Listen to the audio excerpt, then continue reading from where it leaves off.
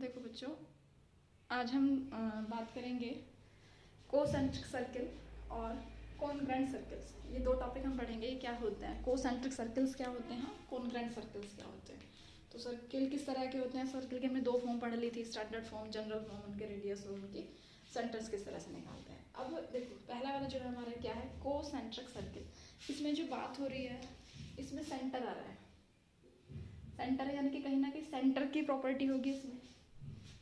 अब देखो, सेंटर की किस तरह की प्रॉपर्टी है। ऐसे सर्किल, अगर इसमें हम प्रॉपर मीनिंग में बात करें, सर्किल्स हैविंग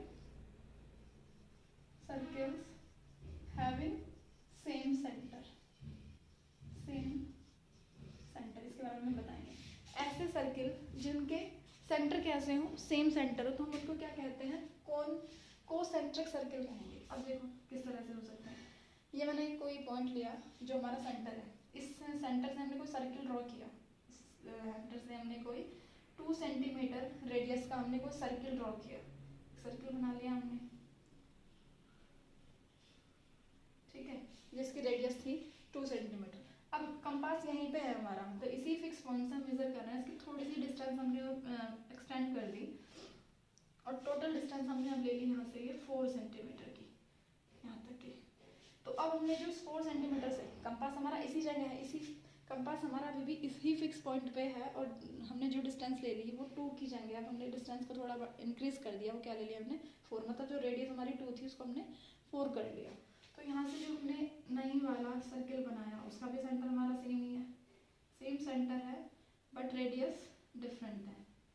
तो जो कोसेंट्रिक सर्किल्स होंगे, कोसेंट्रिक सर्किल्स कैसे होंगे, जिनके सेंटर तो सेम होंगे लेकिन रेडियस डिफरेंट होगी। अब अगर रेडियस भी सेम हो जाते, सपोज करो सेंटर भी सेम है, रेडियस भी सेम है, अगर 2 थी 2 ही, यानी कि कोई नया सर्किल नहीं है, ऐसे के ऊपर वो ओवरलैप हो रहा है, फिर ऐसे सर्किल, तो सेंटर सेम है बट रेडियस डिफरेंट है। तो इस तरह से हम डिफरेंट रेडियस से बहुत सारे सर्किल ड्रॉ कर सकते हैं। सपोज हमने कोई पॉइंट लिया, पहली रेडियस हमारी R1 थी, इससे हमने कोई सर्किल बनाया विद रेडियस R1।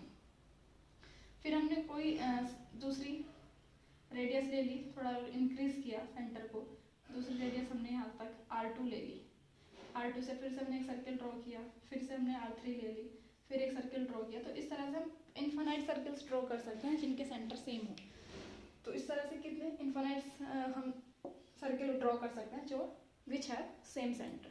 तो ऐसे कोई भी सर्किल आज से जिनके सेंटर सेम आ जाएंगे उनको हम क्या कहेंगे, कोसेंट्रिक सर्किल्स कहेंगे। अब हमें, जब मैंने अभी तुम्हें कुछ पहली वीडियो में कुछ क्वेश्चंस कराए थे, कहा था कि जब भी हमसे इक्वेशन ऑफ सर्किल पूछी जाएगी तो या तो हमें रेडियस के लिए कोई कंडीशन बताई जाएगी, उसमें कंडीशन बताई जाएगी कि यहाँ जो है सर्कमफेरेंस पे तुम्हें कोई पॉइंट दिया था, उससे हमने रेडियस फाइंड की थी।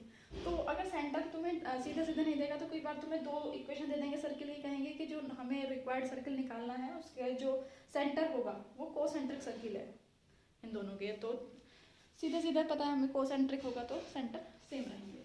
अब बात आती है इसकी, अभी बताएंगे कॉन्ग्रेंट सर्किल्स क्या होते हैं। इसमें ज़्यादा मैंने देखना, कॉन्ग्रेंट सर्किल्स होता है जो जिनकी रेडियस सेम हो, ऐसे circle which have same radius, circles which have same radius, या रेडियाई बोलते हैं, सेम रेडियाई। तो ऐसे कोई भी सर्किल हो सकता है, सेंटर तो अलग अलग है, ये कोई है जिसकी R रेडियस है, सेंटर अलग हो, ये कोई है जिसकी रेडियस R ही है। तो इस तरह से जो भी सर्किल्स होंगे सेंटर डिफरेंट भी हो सकते हैं इनके, उनको हम कॉन्ग्रेंट सर्किल कहेंगे। तो हमारे जो क्वेश्चन है वो कोसेंट्रिक का, मैं क्वेश्चन कराती हूँ तुम्हें कि कोसेंट्रिक सर्किल अगर हमारा है तो किस तरह का क्वेश्चन हो सकते हैं इक्वेशन निकालने के लिए।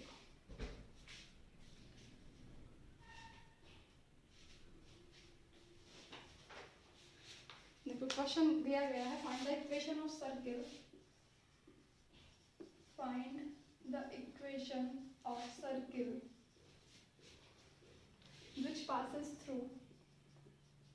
which passes through the point 5, 4 and is concentric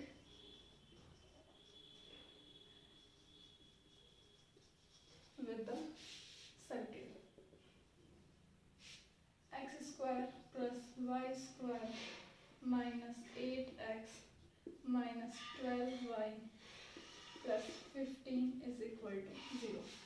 देखो इसमें क्वेश्चन में क्या कहा गया है कि जो हमें सर्किल निकालना है, जो हमें सर्किल निकालना, देखो सर्किल निकालने के लिए हमें दो चीज़ों की ज़रूरत पड़ती है, पहला सेंटर और दूसरा रेडियस। तो उसमें रेडियस के लिए देखो कंडीशन दे दी कि सर्किल जो है वो इस पॉइंट से पास हो रहा है और जो उसका सेंटर है वो ये जो गिवन सर्किल है इसके कोसेंट्रिक सर्किल, मतलब जो सेंटर इसका आएगा वही सेंटर हमारा जो सर्किल की इक्वेशन निकालना है उसका भी होना चाहिए। तो सबसे पहले हम सेंटर ही फाइंड कर लेते हैं। इसको हमने कह दिया सर्किल C1 कह दिया। अब देखो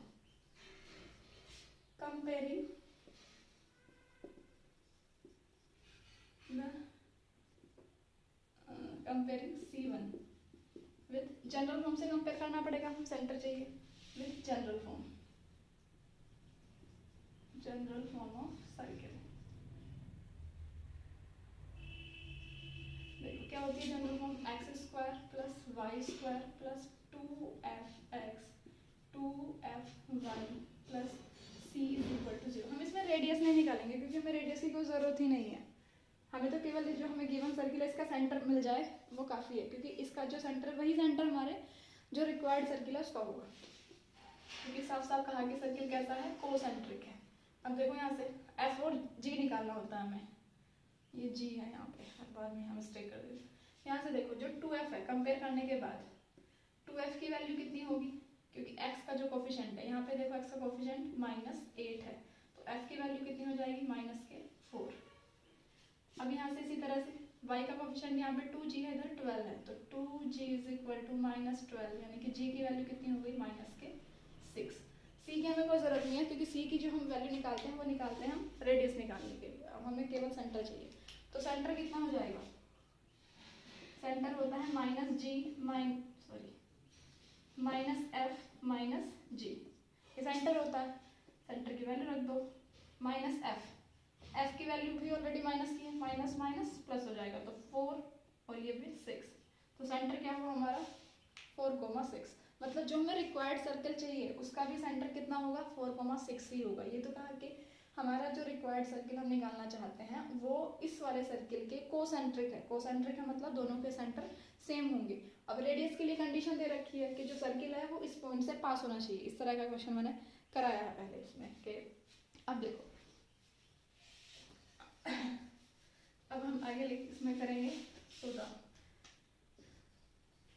नेक्स्ट सॉल्यूशन ही चल रहा था आपका ये।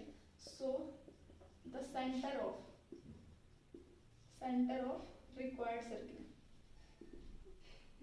सर्किल इस कितना होगा सेंटर, अभी हमने निकाला है 4,6, सेंटर कितना हुआ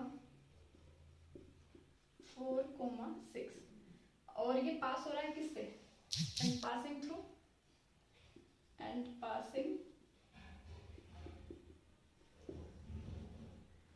5,4 पास हो रहा है 5,4 से। देखो सर्किल बना लेते हैं, जो हमें निकालना है ये सर्किल हमें फाइंड करना है, इसका सेंटर हमारे पास आ चुका, सेंटर कितना है इसका 4,6, और ये यहाँ पे कोई पॉइंट है ये 5,4, क्योंकि इसने कहा कि सर्किल जो है इस पॉइंट से पास हो रहा है, 5,4 वाले पॉइंट से सर्किल पास हो रहा है।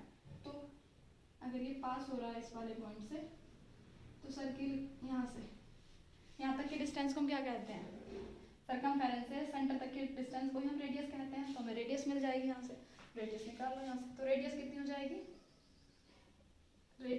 सीधे निकाल लेते हैं, डिस्टेंस